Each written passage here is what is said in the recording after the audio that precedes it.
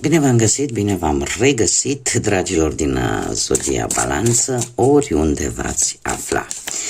Bine ați venit, bine ați revenit din nou pe canalul meu Tarot Flori de Loto. Eu sunt Nina, pentru cei care nu mă cunosc, și ca de fiecare dată mă bucur să vă am alături la fiecare lectură.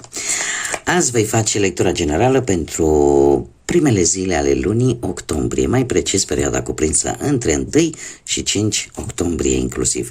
Așa că toți cei care aveți soarele, luna, Venus, ascendentul sau oricare alt aspect astral important pentru voi din harta voastră astrală și care are legătură cu Zodia Balanță, această lectură este de asemenea și pentru voi. Ca de fiecare dată, nu uitați că este totuși o lectură generală. Așa că vă rog să luați decât acele mesaje care vor rezona cu voi, restul lăsați-le să zboare în univers, pentru că sigur sunt pentru alte energii care într-o mai mică sau mai mare măsură au o legătură cu Zodia Balanță. Și haideți să vedem, dragii mei,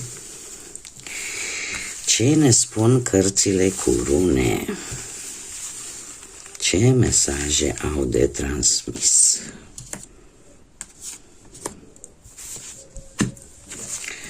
Să vedem.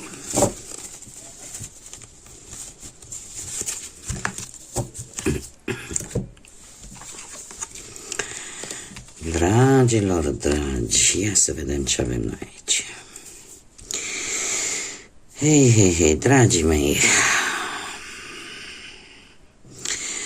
ați avut o perioadă în care nu prea v-au ieșit lucrurile așa cum v-ați fi dorit voi. Mi se pare că ați pierdut atât timp cât și energie în anumite lucruri, în anumite situații. Pertro ne vorbește de o schimbare. De o schimbare foarte, foarte bruscă. O schimbare care aduce anumite influențe importante în viața voastră. Este, cum să spun eu, acel necunoscut, acea forță de superioară din univers, forța divinității, care își va pune amprenta în viața voastră. Cu ce vine? Cu lecții. Cu lecții importante.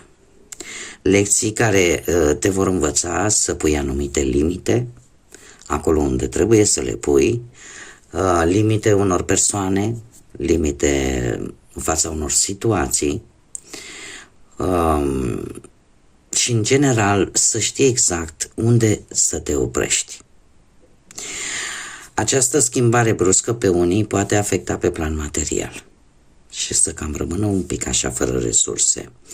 Eu aș zice să, cum să spun eu, ori să nu vă iasă vouă anumite, nu știu, probleme legale, posibil, sau ceva legat de posesiuni.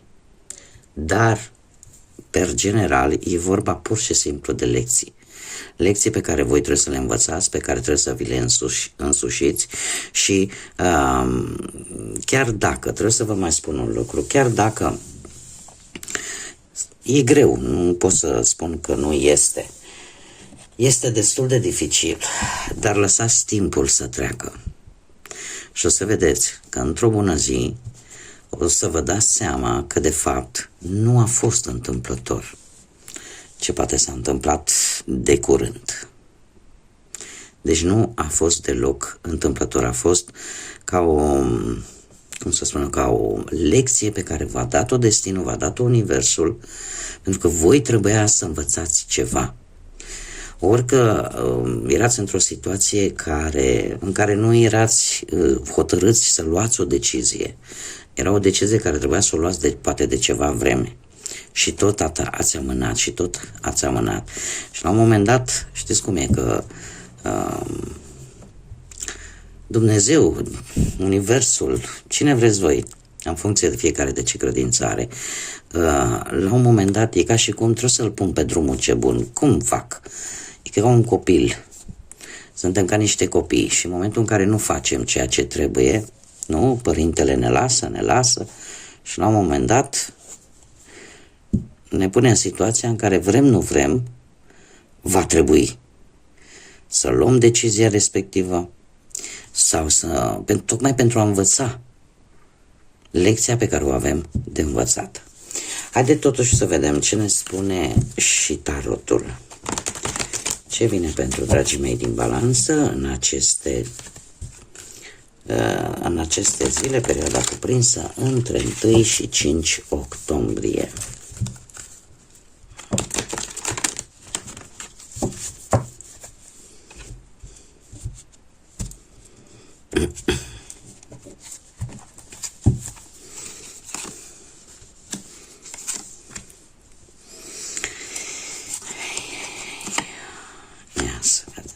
Da.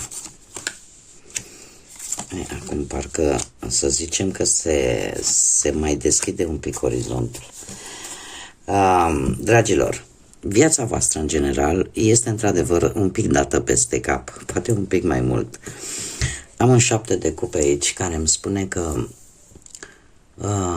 ori nu ați fost atenți la anumite oportunități înșelătoare, ori poate că ați făcut o alegere greșită la un moment dat, iar acum posibil să fi venit anumite repercursiuni. O perioadă, aș zice, în care v-ați făcut iluzii, ați avut așteptări, dar în același timp ați căzut în plasa unor tentații. Unor tentații care nu au fost tocmai benefice pentru voi.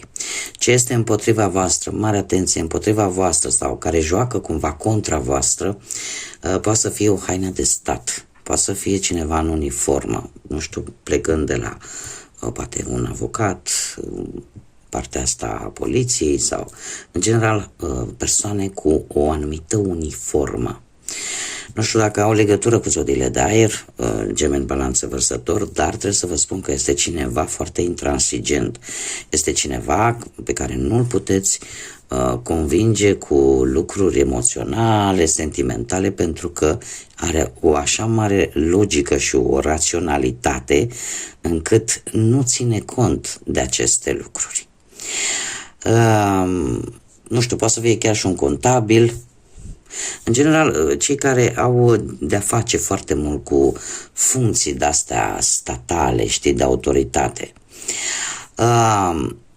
Acum, cum am mai spus, trebuie să prestați un pic de atenție la această energie, pentru că se pare că va juca un pic în contra ta. În schimb, ce este favorabil pentru voi, dragilor? Și avem Marea Preoteasă. Marea Preoteasă care îmi vorbește în general de înțelepciune. Marea Preoteasă este o carte spirituală. Cumva, eu aș zice că e posibil ca o energie în principal feminină. În principal. Poate să fie și masculine, dar în principal este o energie feminină care, într-un fel sau altul, e posibil să încerce să te ajute. Dacă nu, putem vorbi de voi. Și pe voi vă poate ajuta anumite lucruri pe care voi le știți, dar pe care nu le-ați spus la nimeni. Faptul că puteți acționa cu înțelepciune. Știți cum e? Împărăteasa știe foarte multe, dar ea spune lumii sau arată lumii decât atât cât trebuie. Și probabil că ăsta va fi un atu pentru voi. De asemenea, am un 5 de spade pe partea asta sentimentală. Pe partea sentimentală, cei care sunteți deja într-o pereche pot apărea, nu știu, din cauza geloziei, din cauza faptului că fiecare o ține pe a lui, da? Fiecare are argumentul cu lui și tot apar tot felul de conflicte, dezacorduri, care parcă nu le puteți evita, pentru că sunt, e ca și cum aici sunt două pietre tari. E adevărat că la un moment dat unul dintre voi va ceda. Da, pentru că n-ai cum, trebuie cineva să cedeze, dar nu va ceda, cum să spun eu, va ceda un pic obligat. De ce? Lucrurile nu se vor face foarte onest. aici cineva nu va fi întru totul onest sau nu va acționa de o manieră cinstită. Și numai în felul ăsta să zicem că va câștiga, dar nu este de fapt o victorie wow, nu. Este singura carte care mie personal nu prea îmi place, dar ea trebuie să fie, există, pentru că vine cu învățămintele sale, dar este cartea care ne spune practic că trebuie să-ți alegi cu grijă luptele. Pentru că, indiferent cine, cu ghilimelele de rigoare, este câștigător, de fapt n-a câștigat nimic. Pentru că pe termen lung se va pierde mult mai mult. Cei care sunteți singuri, nu sunteți în cel mai bun moment în această perioadă să aveți șansa începerii unei relații sau să cunoașteți pe cineva, din păcate. Este pe partea asta sentimentală, a spune că sunteți un pic mai rebeli și aveți oarecum o formă de a vedea lucrurile un pic mai revoluționar, așa. Adică parcă ziceți, gata, până aici. Da? Începeți să puneți anumite limite. Pe partea muncii avem acest 2 de bâte. A spune că ori veți face mici drumuri, ori pentru a obține vreo specializare, ori poate pentru a căuta un job. Ori poate pentru, nu știu, o anumită situație paradoxală, o anumită situație familiară care te pune pe tine un pic în dilemă, va face ca tu să cauți poate un job, dar care să corespundă cu ceea ce tu poți să faci sau cu ceea ce ție îți place să faci cel mai mult. Este o conjunctură, da, care te cam obligă să ieși un pic din zona ta de confort pentru a găsi soluții. Pe partea banilor am 2 variante. Ori aveți pe cineva în familie, pe lângă voi, cineva din zodii de pământ, Aur, Fecioară, Capricorn, cineva care știți voi că de fiecare dată când ați avut nevoie v-a ajutat, care în permanență are ceva bănuți puși deoparte, este cineva care pentru acest personaj banii reprezintă siguranță. Și atunci cumva are mereu bănuți puși deoparte. Dacă nu, și poate voi aveți un ascendent într-o zodie de pământ, Taur, Fecioară sau Capricorn, atunci voi sunteți în situația în care, chiar dacă vine un timp mai pozitiv, chiar dacă banii încet vor crește progresiv, totuși sunteți oarecum îndemnați să vă puneți și niște economii deoparte. Ori pentru ziua de mâine că nu știți ce vine, ori pur și simplu poate pentru a achiziționa ceva. Mergem mai departe și haideți să vedem un mesaj important pentru voi, dragilor, pentru perioada 1-5 octombrie. Și avem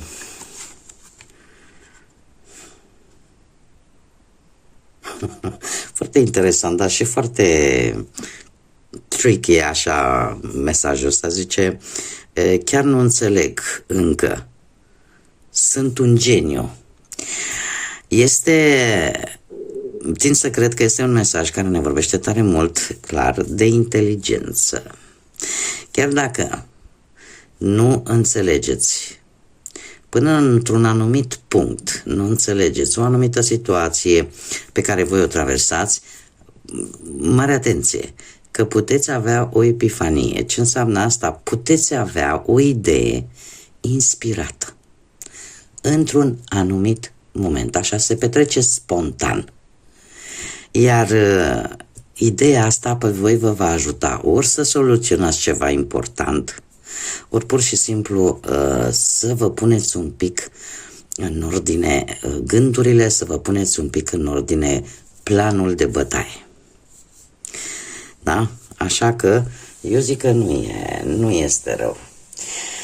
Bun, dragilor, cam atât am avut pentru voi, pentru această primă perioadă din octombrie. Eu vă mulțumesc pentru atenție, mulțumesc tuturor pentru like-uri, pentru comentarii, pentru distribuiri. Desigur, invit pe toți ceilalți care încă nu s-au abonat să o facă dacă le-a plăcut, dacă consideră că aceste lecturi vă ajută. Nu uitați să dați și pe clopoțel ca să primiți notificări atunci când eu public lecturi noi. Și până data viitoare, când ne vom reîntâlni la o nouă lectură, eu vă doresc ca acest început de octombrie să fie, cum să spune, un început ușor. Să fie un început ușor, să aveți puterea să învățați lecțiile care sunt de învățat și să puteți trece cu bine peste orice obstacol care poate să apară în viața voastră. Până data viitoare, cum am mai spus, tot binele din lume, multă energie pozitivă și, desigur, să fiți iubiți, dragilor.